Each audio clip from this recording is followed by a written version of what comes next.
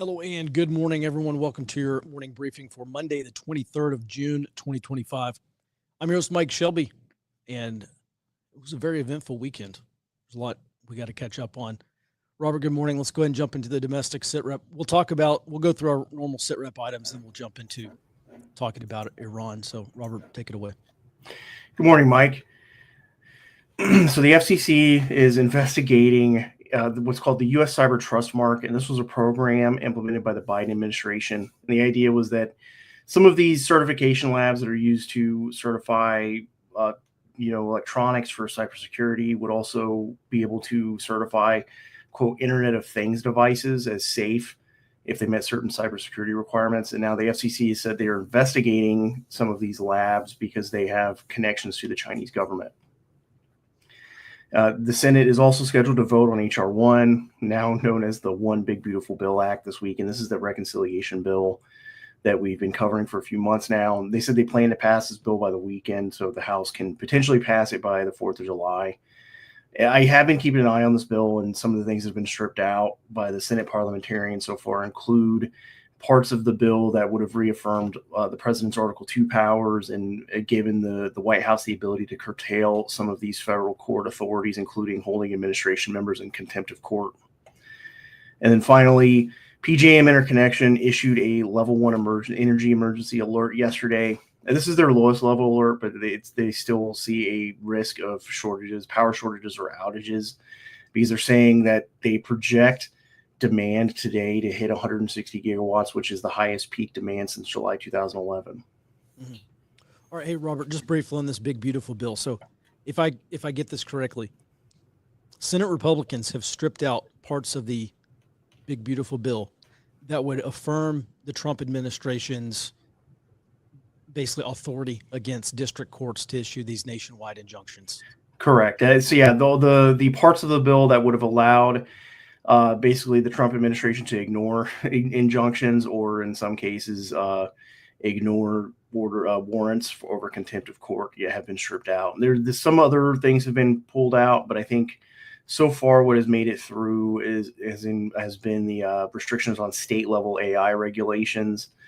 And I did see there's been over the last few weeks a big fight going on with Senator Mike Lee over the public land sales. I think that is still in, but Mike Lee did say last night he's going to rewrite that. And so I'm not sure where that is right now. Okay. All right. Thanks for that, Robert. Let's move on to the global sit rep now. Jared, starting in the South China Sea. By the way, did you see that video over the weekend of the Chinese maritime militia moving on this reef that's claimed by the Philippines? I only saw one of those. I was a little bit occupied over the weekend, but yeah, I just saw one, and I couldn't see any dates attached to it, any kind of indication that it was new. It kind of looked like a Chinese promo video to me, so I wasn't real sure if that was real. Okay, sure. But on the item here, yes, this is in the South China Sea, West Philippine Sea. The Chinese Coast Guard used water cannons on the Philippine Bureau of Fisheries and Aquatic Resources vessels over near the Scarborough Shoal. This was on Friday ahead of the attacks, so not using everybody being distracted, but ahead of that. And this is not the first time we've seen this, but it has been a while since we have seen it, so I thought it was noteworthy that the Chinese are starting this back up. Mm-hmm. Kind of staying related to this, anonymous Taiwanese officials told Taiwanese media that even though China, Russia, and Iran are strategically cooperating to attack democratic nations, they believe China is unlikely to involve itself in the Israel-Iran conflict. And that's something that we've been talking about here too. Unless there's a severe threat to Chinese assets in Iran, I don't expect Chinese involvement there. And then lastly, going south of our border here, a Morelia City Council member named Adolfo Torres Ramirez of the National Action Party down in Mexico is promoting a website to minimize the effects of remittance taxes from the United States. Torres called on the Mexican diaspora to share the website with family and friends, and he ended his announcement with essentially a call of unity amongst Mexicans, saying, "Mexico first, Morelia first, and always our migrants first." Mm-hmm. All right. Thanks for that, Jared. And With that, we do have 44 protests scheduled for today. We will talk about maybe a coming pivot for this protest movement, but for now, this is within baseline, pretty average for Monday. We're seeing a heightened level of protest activity. And with that, let's go ahead and jump into Operation Midnight Hammer. I'm going to give you my bottom line up front here. These are the prime takeaways for me. So we all saw the United States military struck 3 Iranian nuclear sites over the weekend, and they have set back the Iranian nuclear weapons program. One former Trump official, his name's Mick Mulvoy. He's a retired Marine Corps officer, worked at CIA, and worked in the Trump Pentagon. He said that these strikes set back this nuclear weapons program by 2 to 5 years. And so I think that's probably the first most important detail. These strikes did damage or possibly destroy some of the enrichment infrastructure, but according to reports I saw over the weekend, Iran retains possession of this enriched uranium, the 60% enriched uranium. And I think it was likely moved from the Isfahan site prior to U.S. strikes. This is something that Iran has expected this for some time. And we'll get into the details here in just a minute. For now, Iran is expected to leave the Nuclear Non-Proliferation Treaty and continue to build and rebuild its nuclear weapons infrastructure in secret. They had something like 19,000 centrifuges. Those are things that Iran is going to be able to rebuild as long as they aren't continually retargeted. And I think that's kind of the big problem here. The United States and Israel will almost certainly see the need for additional strikes in the coming years as Iran continues just to rebuild this program in secret. And that greatly increases the risk of regime change in the interim. I'm not sure how long Israel is going to be satisfied with mowing the grass on Iran. They reached a trigger point with Gaza. And, this is something that I think we're going to have to expect every maybe 6 to 12 months. Israel is talking about striking in Iran, or maybe the United States is going to. And so again, President Trump mentioned regime change over the weekend. I think maybe that was a little more, maybe that's some art of the deal, a little carrot and stick. But I think the Israelis are serious about regime change. I think the Israelis would be quite happy to turn Iran into a Syrian civil war. That would greatly decrease the risk that Iran would be able to build nuclear weapons if they're stuck fighting each other. With that, let's go ahead and jump into the military part of this. Jared, excuse me, go ahead. Let's if you can, just take us through kind of the sequence of events here and what you saw over the weekend. Will do. So the United States launched a significant bomber package right out of Missouri, and the U.S. reported that there was no Iranian attempt to interdict the strike on ingress or egress, so neither in nor out. And the chairman of the Joint Chiefs of Staff said that the U.S. believes the Iranian surface-to-air missile systems never even saw them during the entire 25-minute operation inside of Iran's airspace. Plenty of high-level U.S. officials, including the president, are calling on Iran to refrain from retaliation because these strikes did exactly what the U.S. wanted it to do. It shut down Iranian nuclear facilities without causing any casualties, striking troops, civilians, any of that. Additionally, as you mentioned, there's still missing uranium, and you have some reports from the Israeli intelligence. Yeah, on that topic, I read a couple reports over the weekend. Israeli intelligence officials believe that Iran probably did move most of the enriched uranium out of Isfahan prior to these strikes. On Friday, we reported that the International Atomic Energy Agency said that they had not confirmed the location of that uranium for about a week prior to the strikes. Also, in an interview on Sunday, the head of the IAEA team said that the head of the inspector team said that he did believe that Iran moved the uranium out of Isfahan. And also Israeli Prime Minister Benjamin Netanyahu had said that the Israelis had some quote unquote interesting intelligence on the uranium's current location, but he failed to provide details.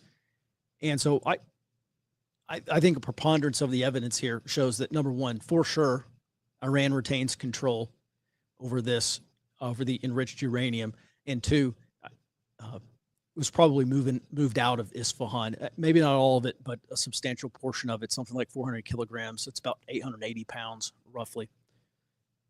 And this is something that we will, as this battle damage assessment and intel updates continue, I'm sure that we're going to hear a lot more on this. And so the point is, when I say that the United States and Israel will likely see a need for themselves to continue striking Iran, it's probably going to be over this enriched uranium. Jared, please continue. Yep. So Ayatollah Khomeini is currently sequestered in a hidden bunker and has reportedly chosen replacements for the Iranian Revolutionary Guard Corps leadership and himself if any of them are killed by airstrikes, which that's actually quite important to know because he's preparing for an attempt at regime change. And at the same time, the Iranian parliament is awaiting his approval after they voted to shut down the Strait of Hormuz, which we can get into that much later. And lastly, Iran sent a communique to Trump days before the strike threatening to activate sleeper cells in the U.S. to commit terror attacks. And the vice president said that the administration is looking very closely at the possibility of a terror attack inside of our borders. All right, we're going to cover that in just a second. For now, I want to give the low-intensity conflict perspective, talk about this pro-Palestine movement here. One more slide, Jared. Thanks. Listen, there's some concern that these far-left movements like the pro-Palestine movement pivots into a broader anti-war movement in defense of Iran. I think that is extremely valid. A number of far-left groups are organizing, quote-unquote, hands-off Iran and other emergency protests starting today. You can see that image there on the left. This could grow into direct action against U.S. military targets, I would say, in more of a worst-case scenario, because we've seen how Palestine Action in the United Kingdom, Unity of Fields here in the States, which is kind of a Palestine Action rebrand, so to speak, here domestically, they have targeted for vandalism and sabotage. They have targeted Israeli defense contractors in the United States and UK. I mean, most recently, late last week, I think we saw Palestine Action break into a British Royal Air Force field and I think vandalize some planes. In addition to blocking Israeli defense contractors' businesses and breaking into those businesses, vandalizing them, etc. I would say there's a potential for that here in the States. Also, last week, Indivisible, which again, as a reminder, is the country's largest protest organizing group right now, they sent out an email in support of this new bipartisan war powers resolution that would block President Trump from authorizing, I guess at this point, block him from authorizing additional military action against Iran without congressional approval. And so I see this as probably a great opportunity for Indivisible to grow their movement by activating these anti-war activists to join under the Hands Off, No Kings banner. It was Hands Off in April. It was No Kings earlier this month. They're going to have another big national day of action, probably under a different name. It may be No Kings, but it may be something else. But this is something that they've been talking about for a long time. I mean, going back to November, about how they have to build as broad a coalition as possible and get as many groups and as many different special interests involved in a single protest organization. So I think this is a pretty good chance for them to do that. The biggest thing here is I would just I'm going to keep an eye on the pro-Palestine groups and see how they may be pivoting towards potentially escalation here domestically against any further military strikes on Iran, which I don't think it's particularly likely. I think Trump would be happy if this could just be one and done. However, targets of opportunity may arise, especially as Israel continues to strike Iran. So that's something I'll be keeping an eye on. And with that, Robert, let's go ahead and look at the domestic perspective here. I know there's been talk of these Iranian sleeper cells. Lots of people have pointed out we had an open border. Was it DHS or ICE said that under the Biden administration, they had released 700 Iranian illegals, just released them into the United States. That does not include all the special interest aliens that were also released into the United States. I think this is a valid concern. I would just say this. I think there's a big difference in an attack that might be ordered by the Iranian leadership or by the IRGC. There's a big difference between that and individuals acting of their own accord. Specifically, a lot of these proxy groups, I remember going back to Iraq in 08, 09. That was my specialty, tracking the Iranian proxies. And it's not like Iran had direct control over these groups. Iran funded them. Iran trained many of them. Iran had some level of influence over them, but there was not a direct control relationship. In fact, Iran had at times trouble controlling them. So I would just put that out there that if there are attacks, it may not necessarily be directed by Iran because of the backlash here. I mean, President Trump has been jingling regime change, and frankly, some catastrophic attack inside the United States would give him casus belli to decapitate the Iranian leadership here. So at any rate, Robert, with that, what's your perspective here? So after the strike this weekend and a DHS warning that was released on Sunday, in which DHS said that this Israel, Iran, and now with the U.S. airstrike war has created a heightened threat environment in the U.S., and they said this is through the 22nd of September. And they said that this was due to a religious ruling from Iranian leadership to retaliate, quote, in the homeland, and that this could increase the likelihood of violent extremists mobilizing independently. And I think that's an important point, the independent organizing, because like you said, a lot of the times people think that Iran has a direct hand in every, they are micromanaging these proxies, but that's obviously not true. And then there are people who are self-radicalized or people who might be aligned with Iran on the U.S., but not necessarily, they're more co-belligerents rather than proxies or allies. And I think it's plausible that Iran could order Hezbollah or IRGC sleeper cells to conduct some type of attack or sabotage in the United States, or I think even more likely to happen would be something like a cyber attack, because Iran-linked hackers and hacktivists have done that in the recent past. But I think there's two problems. One, I think as I said last week, I think it's not in Iran's interest to do this, especially if the Trump administration is not openly saying they are going to conduct regime change in Iran, because that would give the Trump administration a reason to do that.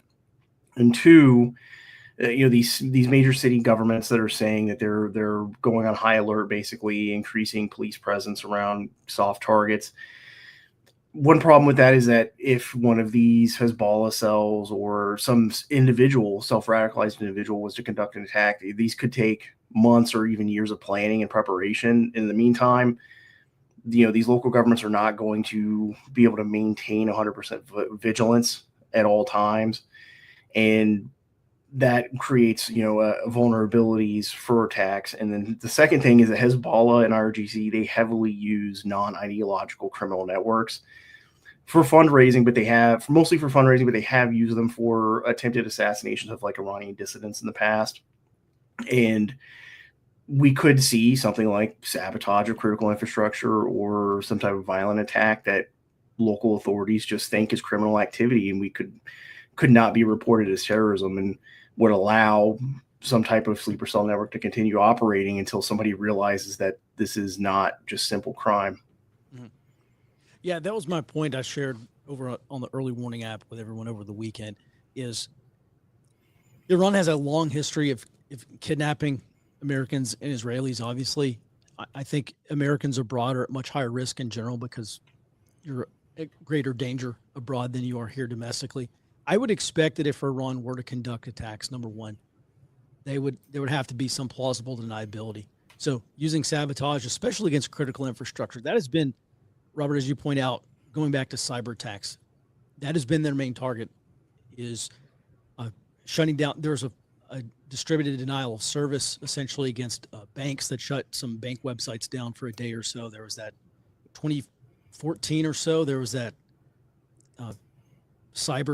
attempted cyber attack. I guess it was successful, but they against the dam in upstate New York. It wasn't really a dam. It's like an irrigation kind of dam. But they have some demonstrated capability there. I would really expect something like sabotage of critical infrastructure more than, say, a mall shooting. But you never can tell. I mean, how many Islamists have been let into the United States that would act of their own accord? So difficult to say, but I would just say if Iran were to strike back, number one, it's going to be probably against bases in the Middle East, just because of their accessibility and relative vulnerability to Iranian attack. But I think anything domestic would probably be critical infrastructure, just in general. I'll give you the last word and we'll move on. Yeah, and I think that as I said last week, another major vulnerability is U.S. food supply chains. It's another angle that either self-radicalized or independent or semi-independent proxies could use. They could go after U.S. food infrastructure, and it could even look like a naturally occurring outbreak of some disease if they did that. And that's another way that they could conduct sabotage that we would have a very tough time detecting that was deliberate. And then as far as how many have been released in the United States, I did see that Tom Homan said yesterday that according to him, the Biden administration actually released 1,272 Iranian nationals into the U.S. Out of what he said was 10 million total, but that's still 1,272 Iranian nationals is a lot, especially if they've not been screened. If as you mentioned before, the term special interest alien, that is a term usually used for somebody who has plausible connections to foreign governments or terrorist organizations. And for almost 4 years, the Biden administration was just releasing them without any scrutiny. Well, fantastic points. I didn't see where Tom Homan said there's over 1,200, but disappointed but not surprised. All right, thanks for that, Robert. Let's go ahead and move on here. Actually, I think this is Jared. We're going to get to questions. I see a ton of questions here about Iran. Okay. We'll get to them. However, for now, let's talk about China. Since the first Trump administration, the first tariff war, China has been shifting their agricultural imports away from the United States to friendlier countries like Brazil. So it looks like whatever this is an extension of that. Please go ahead. Absolutely. So this is starting from Russia. Russia reports that their total exports of pork in the first 5 months of 2025 increased by nearly 1.6 times compared to that same period in 2024. Now, China's pork buys from Russia are of particular interest because they have more than doubled just from March to May of this year. Now, China, as of May, bought 8,500 metric tons of pork. And in March, they bought 4,200 metric tons of pork. Now, there has been a significant drop of Chinese pork buys from the U.S. In April. There was a 35% drop from the United States, but they remain at about 26,000 metric tons. For comparison, Russia that still does outstrip Russia several times over. They only bought 7,000 metric tons at that same point, but nevertheless, we are significantly dropping. They are significantly rising up in Russia, and we can't forget that China's also buying from Brazil. Now, why this matters, China continues to become less dependent on the United States for its staple meats, such as pork and beef. As China becomes less dependent on the United States for its staple foods, they are less likely to be affected by any diseases released into our food supply or that are just naturally grown in our food supply. Now, in light of the recent indictments of Chinese scientists importing diseases to the United States, particularly that fungus, and decades-old doctrine of unconventional warfare, I think China's making long-term preparations for an attack on our food supply.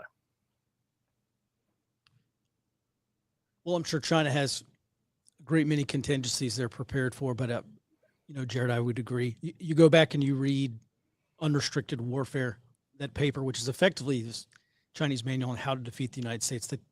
They talk about using many avenues of war that Americans historically, traditionally would not consider as acts of war, but would be. It's what they call new weapons of war. Jared, I think that's a fantastic point about China insulating itself from the U.S. food supply chain, which does make us which improves mitigates the risk of effects in China if they were to strike at U.S. food supply. I think that's a fantastic point. So thanks for that. With that, let's go ahead and get into today's questions. We do have many. Jared, if you can team up. Will the Trump administration consider an act of war for a country to provide Iran with nuclear weapons at this time? No, I don't think that's going to be considered an act of war. I don't think it's likely. We saw Medvedev in Russia. He's I think now he's head of the National Security Council or something like that in Russia. He has a very long history of extremely incendiary and blustery rhetoric. But he did say over the weekend that he said, quote, some like multiple countries are looking at providing nuclear warheads to Iran. I don't think that's very likely. Number one, many of these countries don't want to move nuclear warheads into Iran because they don't want to give them up themselves. Also, I think we'd be looking at sanctions. So this is something that, could Russia do it? Yeah, potentially. I think the likelihood is pretty low. Could China do it? Jared, maybe a little bit more about Chinese nuclear doctrine, but they've been very cautious. I don't think anyone moving, if a foreign country, Pakistan, North Korea, Russia, China, if they were to move nuclear weapons into Iran, we would have a nuclear crisis, and I think it would greatly raise the chances of a nuclear war. This is something that China does not want.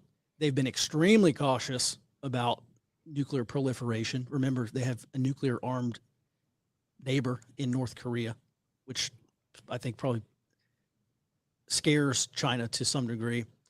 So I don't think this is likely. I don't think we see these foreign countries move nukes into Iran. I think it's extremely low, but people are talking about it. What say you?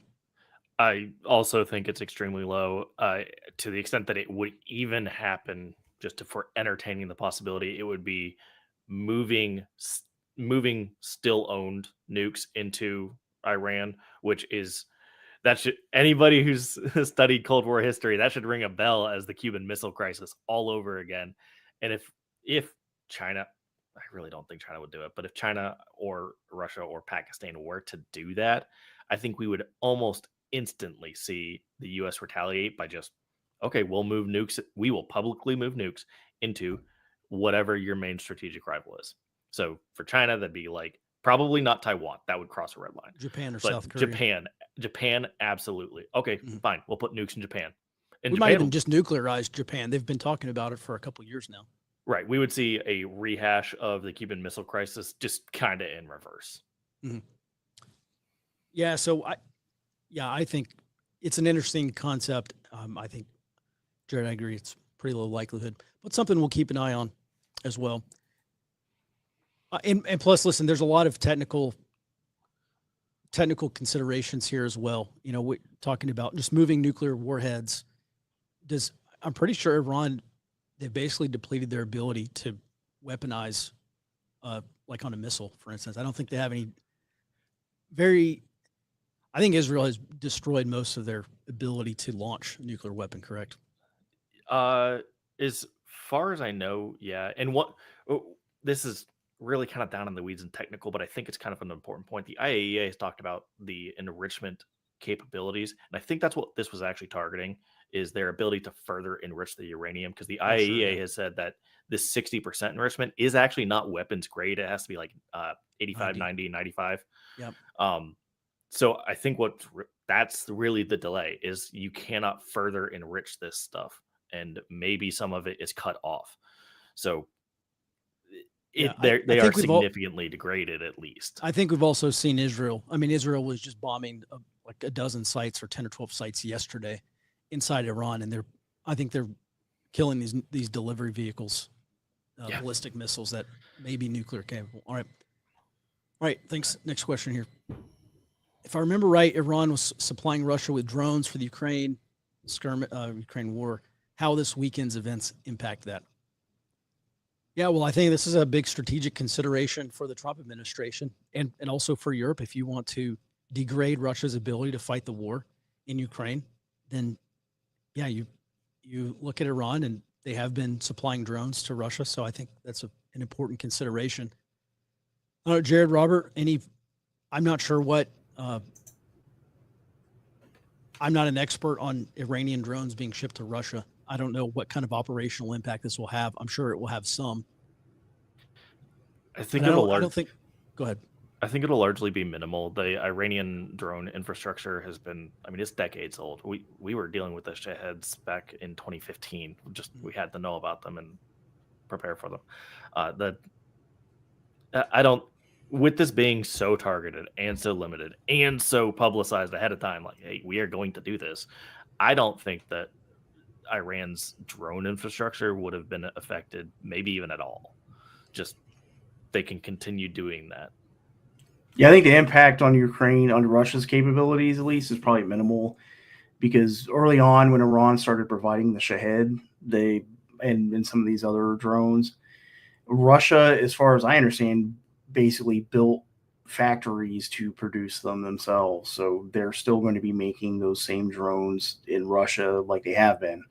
I don't think stopping. I think the numbers for the actual drones that were shipped to Russia for use in Ukraine were relatively low compared to what they can make themselves. Right, great point. Yeah, Russia is an industrial power. I don't think they need Iran making drones for them. Right. If Iranian sleeper cells are activated in the U.S., will it prove the point about the dangers of unchecked immigration and strengthen American resolve to deal with issues? Yeah, I think it makes immigration enforcement much easier. I think for most people, for most just regular voters, yes. I don't think this is going to stop the immigration project, for lack of a better word. Because this was still a threat. This has been a threat since before the Biden administration. Chinese scientists sneaking in effectively bio agents for use for agroterrorism was still a threat before the Biden administration. I don't think they're going to change their mind on that. I don't think we're going to see an end to, like, I don't think that if in the event that an Iranian sleeper cell conducted an attack in the United States, and it was basically 100% proven that this was, a Hezbollah member who had printed out orders in his pocket when he was killed. I don't think that would stop anti-ICE riots and protests. Oh, certainly not. But I think we'd see public sentiment turn more heavily towards immigration enforcement. Yeah, it may not stop the judges. Definitely would not stop the protests. But the biggest thing, whenever we see a terror attack, there's always calls for increased surveillance and special powers. And I mean, there's no telling. I mean, basically, I see the right and the left in this country basically moving towards authoritarianism anyway. I think almost certainly, I think there's a very good chance. Actually, I was talking with he's kind of become a friend of mine. He's a former hedge fund manager. We were talking over the weekend about the debt crisis and all this stuff, and he was saying, like, what happens when we do have a debt crisis and some people get bailed in and maybe some people get bailed out, but when these pension funds are insolvent and bank accounts get zeroed out because the banks had to bail in and they just took their depositors' money to bail themselves out rather than the Fed or Treasury doing it. And he talked about the scale of social unrest that would happen in this country, and he said, why do you think Palantir is building this database of American citizens? And he seems to think that this is going to result in authoritarianism. And that's something that I've been pointing out for several months now, is anytime there's a crisis, you're going to get a response because the government is not looking out for you. It's looking out for itself. It is concerned only for its own survival. And so whether it's a sovereign debt crisis in the United States or the Great Reset or domestic terror attacks, I mean, I think the risk is just off the charts, even for the Trump administration to take on extra legal powers. I mean, we see it happen every single time. So, all right, Robert, anything else to add there? Well, I agree. I think it would be, instead of being an 80-20 issue, which it is, immigration is basically an 80-20 issue. I think it would become much more visibly probably a 95-5 issue if that happened.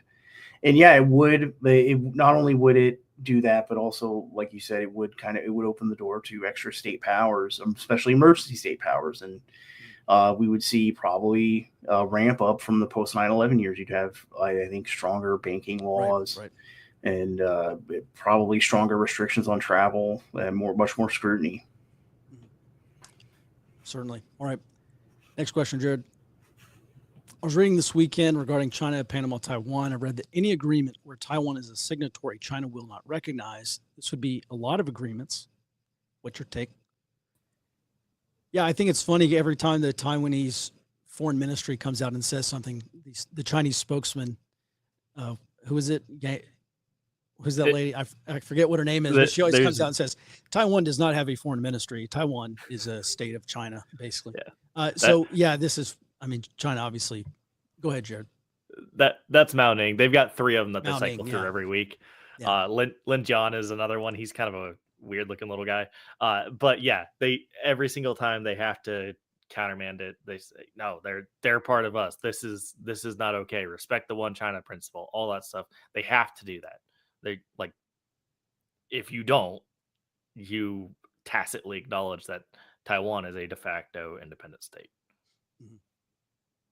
So Right. yeah, China will ignore a lot of these agreements, but at the same time, they're going to just probably try to mirror most of these agreements anyway. Right. Next question. I just read this morning that Iran is closing the Strait of Hormuz. What are the team's thoughts, the most likely course of action by the U.S. and most dangerous as a result of this decision? Well, Jared, I think there's a lot of question as to how sustainable this will be for Iran. I mean, I remember I talking even a month ago about this possibility. This is something that would prod the Trump administration to act, and maybe NATO and Gulf countries as well. Maybe this would hurt China as well. I mean, we've been talking about that for the past several weeks, but there's been a lot of talk more recently. Something like 25% of global oil transits through the strait. China gets something like 50% of its oil imports through the strait. So, I think oil is actually trading down. I think oil traders are thinking this is less likely, but I guess we're waiting for the go ahead. Jared, you're the Navy guy. What say you? So if you want a full write-up of this, we've got it in the report. We didn't cover it for time, but there is a full write-up in here. In short, I don't think it would last very long. The forces that are already there, the significant mine countermeasures forces that are already being bolstered, and the strike group that's already there has been operating there for several months, along with its relief en route, maybe even on station by now. That is, if you want to see the U.S. get involved and see the true might of the U.S. Navy, go ahead and shut down the Strait of Hormuz. We'll open it up in a week. It's like plain and simple. The Iranian Navy cannot withstand the force that's already there, and that force is scheduled to get bigger and more powerful here in the next week. Mhm. Like it, I don't think it would last long. Not to mention the diplomatic pressure on top of that from their own allies. For me, Robert, maybe you can talk to this on the grand strategic level, but I think at this point, Iran has to be concerned about retaining what power it has. I don't see them looking at losing their Navy as an incentivizer that would, I don't see a U.S. response that would completely destroy the Iranian Navy as a strong indicator that Iran will try to shut down the Strait of Hormuz. Preservation of force is pretty much the first part of warfare. Robert, grand strategic level, what say you? Yeah, all those incentives not to do this make sense. China basically would not want them to do it. I think the U.S. has also reached out to China to get them to tell Iran not to do it. However, if I put myself in the shoes of the Iranian government, I think there is a probably less likely than not possibility that they could do this, because China so far is only offering rhetorical support and not any kind of actual material support. So I would think that China's concern over losing 50% of their oil imports from Iran is not as much of a concern as potentially cutting off a choke point for half of the world's, or 25% of the world's global shipping of oil. But like you said, basically they wouldn't, if they're not going to get anything out of it, if it's going to last a week before the conventional Iranian Navy gets obliterated, then yeah, that's a strong incentive not to do this. To put a fine point on that, ahead, it took Iran almost 40 years to recover their Navy the last time they went toe-to-toe with the U.S. And when I say 40 years, I mean like in the last year or two, they finally are about at that level. So they just got it. Are you going to lose it again in a worse fashion? Right. Yeah. And we would strike them in the ports. They don't have to sail their ships out to the strait. We would just obliterate their Navy. All right. I see this keep coming up. What is keeping Russia from giving Iran mobile nukes? We cover this. I just want to say this is not impossible. Russia has stationed some nuclear weapons in Belarus, its neighbor. They're practically a unity state. Russia, I don't think, is a unity state with Iran. I think that's a really good way to have a lot more sanctions placed on your country as well. I mean, the Russian economic minister just came out late last week and said Russia he thinks Russia's on the verge of economic recession. The finance minister is a little more optimistic. But, this is something just talking about the practical consequences. Is it feasible? Is it possible? Could Russia fly down some nuclear warheads to Iran? Yeah, of course they could. But in terms of practicality and the consequences, I think Russia and China are very rightly concerned about losing their friend in the Middle East, especially since they lost Syria. And so, Jared, what I saw from China, they're pretty quiet in the very beginning when these strikes on Iran were happening. And then on Thursday or Friday, I think they got very serious about it because they realized that Israel probably does want regime change in Iran. I'm not sure that would be a red line, but Russia and China were powerless to stop anything that's been happening in Iran. There's been talk. I know the Poles and most recently the Germans have come out and said they think Putin is going to try another special military operation in a NATO country because this is just according to them. They think Putin does not think that Article 5 will be triggered, and he thinks that NATO will not come and back up one of their member countries. And I'm just saying, this is what a Polish intelligence and German intelligence officer said late last week, maybe over the weekend. I'm not sure if that's true or not, but let's just say it is.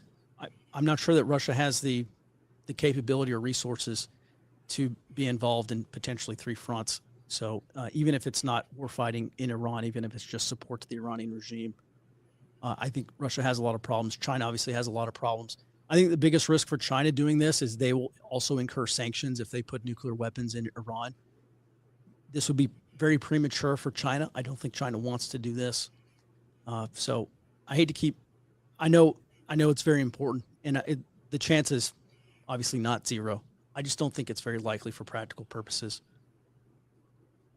But maybe we'll see. Is there a case? Does anyone want to make an argument that Russia or China will do, or Pakistan, North Korea will do this? I'll make a case on the caveat that I think this is extremely unlikely, effectively zero. China could do it, is incentivized to do it, because I have been hitting since January that China needs to act in order to maintain its military advantage locally over the United States. If they can press it, tie the U.S. up in a Middle East conflict right away, and then move on Taiwan, they have a better chance of taking Taiwan, achieving their strategic goals. That said, if China starts proliferating nukes, you're going to see all of Asia nuclearize. You're going to watch this new South Korean president switch from, let's get cozy with China to, all right, I need my nukes. Yeah. Well, I think going back to the grand strategic level thought, if this was, I think the linchpin here for why Russia and China are not likely to do this is Trump, really, because compared to if we'd had Kamala Harris who would have followed the Biden foreign policy formula, basically, in that case, Russia and China probably would have felt a lot more, basically lateral latitude to be able to do something like this. In the case of Trump, more unpredictable, I think, and was a hallmark of his foreign policy in his first term. So Russia and China have to be looking at that. That I think is the linchpin of why, or what's in their calculus of why they are not likely to do this. And for exactly that point is that once you start proliferating, a lot of international relations is about norms. Basically, these are iterated games where 2 or more states are trying to figure out the boundaries of policy and that threshold of armed conflict. And in this case, they're dealing with a variable in the Trump administration who is, from their perspective, probably more unpredictable than the blob, the foreign policy apparatus as it has existed since post World War II. And on top of that, now they're playing an iterated game of who's going to proliferate nuclear weapons, and if they make the first move, they are opening an opportunity for the U.S. to do the same thing. Yeah, also China has been on this, what they call it a charm offensive through the global South, trying to get these kind of non-aligned countries that are not exactly in the U.S. sphere of influence, trying to recruit them. And I think if you're one of those countries, you would look at this and you say, do we want to partner with the country that's moving nukes into Iran? And I think diplomatically that would harm China also. So I think that's just another factor. It's not zero, but I think it's another factor that says no one's going to do this. All right. I do want to cover this one question real quick from Peter. How do we square the circle of regime change in Iran without a land invasion? It does not seem possible without an invasion and occupation of Iran. Well, I would disagree with that, Peter. I think it would be possible. I mean, we've seen from Trump, we've seen from Netanyahu, we've seen from another number of other countries talking about the possibility that the Iranian people free themselves from the mullahs. It would not be clean. It would not be short.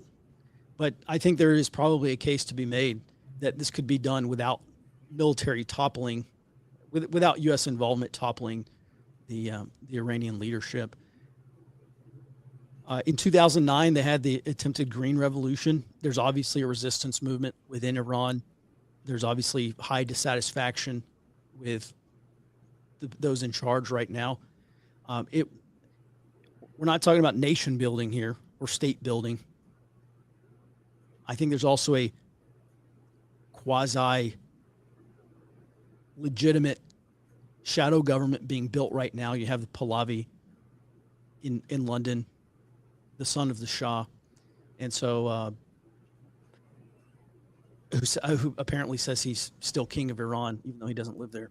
So I think this could be done without use of military force, or maybe there's some decapitation, or maybe the Israelis go ahead and do kill the Ayatollah. I don't know. It can happen many ways, but I think the Iranian regime is weak just in terms of power.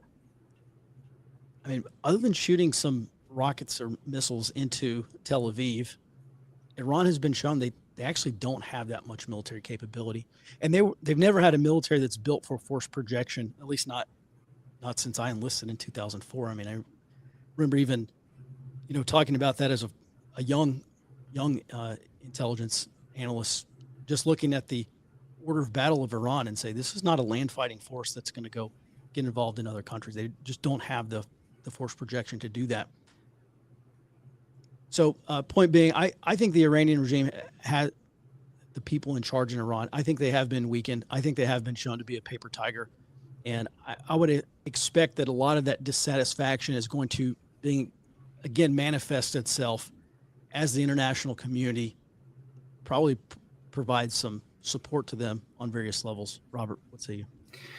I think so if there was an attempt at regime change without any ground forces, just decapitation strikes from Israel or the U.S., I think that runs the risk of another state stepping in at the behest of the Iranian government, like one of their allies, China or Russia, then they get to pick who is now in charge, basically. So if we do try to foment some type of popular revolution or have a government in exile to come in, like the son of the Shah, that without a U.S. presence, without a U.S. presence, I think there's a chance that Russia or China decides at the behest, like Russia did in Syria, at the behest of the current government, comes in to provide some kind of stabilizing force. And that means that regime change doesn't work. And the other thing about, people will say that the U.S. getting involved on the ground is just a nation building that's bound to fail. But part of having U.S. presence on the ground is also a deterrent effect from foreign governments intervening on a larger scale. Like, obviously, Iran intervened in Iraq, famously introduced the explosively formed projectile to the Shia groups. And there were, incidents of allegedly Iranian Quds Force guys operating in Iraq, including killing U.S. personnel. But on a larger scale, you didn't see the conventional deployment of the Iranian army in Iraq or the Russian army or the Chinese army. In this case, there's no reason, if we don't get involved, there's no deterrent for the current Iranian government to ask somebody who is much more aligned like Russia or China to intervene. Well, that is an interesting thought. Chinese boots on the ground in Iran. I don't know, Jared, you're our China guy. Just looking at this, China has boots on the ground. They've been talking about doing this, not exactly this, but protecting their assets in Africa. They've been talking about deploying security forces. Maybe they have already to Pakistan to help protect some of their engineers that's been getting blown up by the Baluchistan Liberation Front there. This is an interesting concept. Does China have the ability to deploy some kind of? We're basically talking about SOSO operations, stability and support operations, or SASO. I'm not sure that China has the doctrine for that. What say you? If they don't have the doctrine, they've got to be close to getting it. And I think you could effectively say they have one, even if it's just a soft doctrine. They have effectively a standard operating procedure. They run peacekeeping operations through the UN all the time. If I remember right, they've got forces up in Lebanon doing something, not something similar, but they at least operate there. Like you mentioned, they operate in China. In Pakistan, it was not the People's Liberation Army. I'm pretty certain that they sent private military contractors over there, which are effective private, as anybody could guess with China doesn't mean the same thing. PLA, in fact, I think it's just considered military contractors there without being private.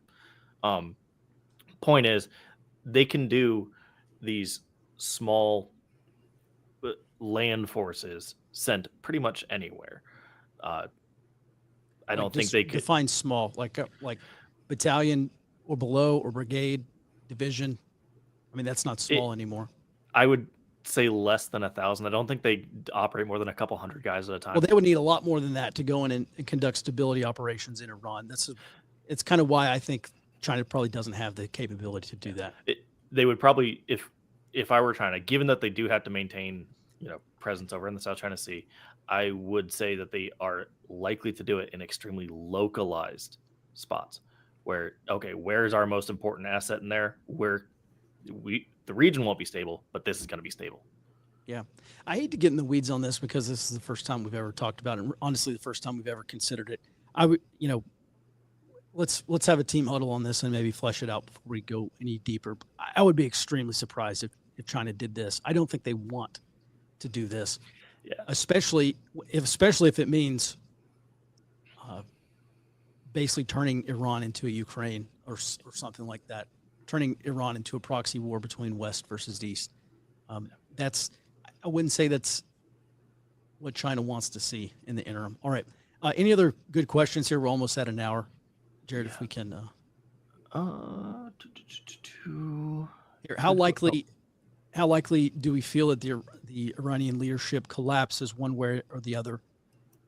I would say it's growing by the day, and I say that for two reasons. Number one, Fordo, Isfahan, Natanz, we know those aren't the final objectives for Israel. If you're Israel, I think you want to stop mowing the grass on Iran. You don't want to keep having to do this every 6 to 12 months or every 2 to 3 years to prevent Iran from building a nuclear bomb. Iran still has 900 pounds of uranium. They are going to rebuild in secret, and whatever they build, it's probably going to take them years, obviously, but it's going to be even more difficult to strike for Israel. And so I think if that's our key assumption, that routine strikes are going to be needed and the Israelis have been threatening this. So they said, we're going to find out where you're building new facilities and we're just going to go destroy them. I don't know. At some level, I think if you're Israel, it just makes sense to regime change Iran or get the Americans to do it for them.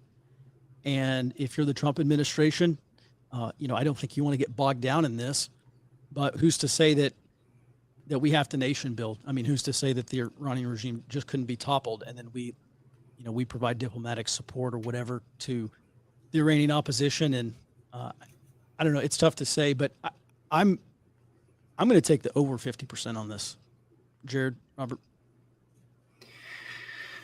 I think the idea that they're going to collapse one or the other is probably more likely true than not, because you basically, if a foreign country can come in and bomb you at will and enter your airspace without any resistance, you're basically not sovereign. That's delegitimizing. Oh yeah. You basically do not have sovereignty. So some faction. Because people are talking about, like, I've seen multiple people like Lindsey Graham, et cetera, say, like, well, the people are going to overthrow. It's not the people. What you need to look out for is some faction within the government of current elites who say, well, we have to find some way to restore the sovereignty. And that's who would be, I think, the Trump administration or Israel, whatever, would support, basically. That's the faction that would do it. And if Iran cannot stop the United States and Israel from basically at will entering their airspace, that's going to happen, I think. Yeah, if you're the Gulf Cooperation Council, the Gulf countries, it seems like their ideal outcome is not having the mullahs in charge in Iran. Maybe their less than ideal but acceptable outcome is the Ayatollah and the IRGC stay in control in Iran, and they just don't have nuclear weapons. I mean, that seems to be the status quo that, at a minimum, Israel wants. But if you're Saudi Arabia, I think eventually you have to be getting tired of Iran always continually being on the verge of getting nuclear weapons, because there are also mortal enemies, Iran and the Saudis, not just Israel. So I think that's a big concern for Gulf countries as well. And listen, not that I track the day-to-day to these Gulf countries. That's just my general observation is that none of these countries want a nuclear-armed Iran, and they probably don't want a civil war on their doorstep in Iran either. But it seems like, at a minimum, maintaining the status quo is the least viable, acceptable option here. I don't know, Jared, do you see anything else? Well, I'm going to agree and add on that the chairman of the Joint Chiefs of Staff he said several times, we use fourth generation fighters as part of our escorts. They didn't use, they used the F-35s, but they didn't have to use the F-35s. So who's got fourth generation fighters? That's everybody with an F-15, F-16, F-18. So an airstrike, an uninterdicted airstrike inside your airspace is delegitimizing, but also now, like, what's preventing Saudi Arabia from doing this? What's preventing from Israel from doing this? Anybody around you that's got these things, your air defense doesn't seem to be capable of finding them. That is extremely delegitimizing. Somebody's going to have to step up and say, we need better air defense now. Yeah, what's to stop the Russians from putting a bunch of S-400s or something in Iran? I don't even know what kind of air defense Iran has. I think they had that Soviet-era passive radar for a while. They had those, and they've been largely developing their own, but they just essentially relabel Chinese or Russian tech, which I get into that in an issue for China on one of my comments here, because that's a big issue for China too. I think the Gulf country angle is a very good point, because the Saudis especially have been dealing with from their perspective, a Shia insurgency for a very long time, that they believe that Iran, or at least the IRGC and the religious side of the government, is funding. So they have an interest in toppling it, even if we don't necessarily do.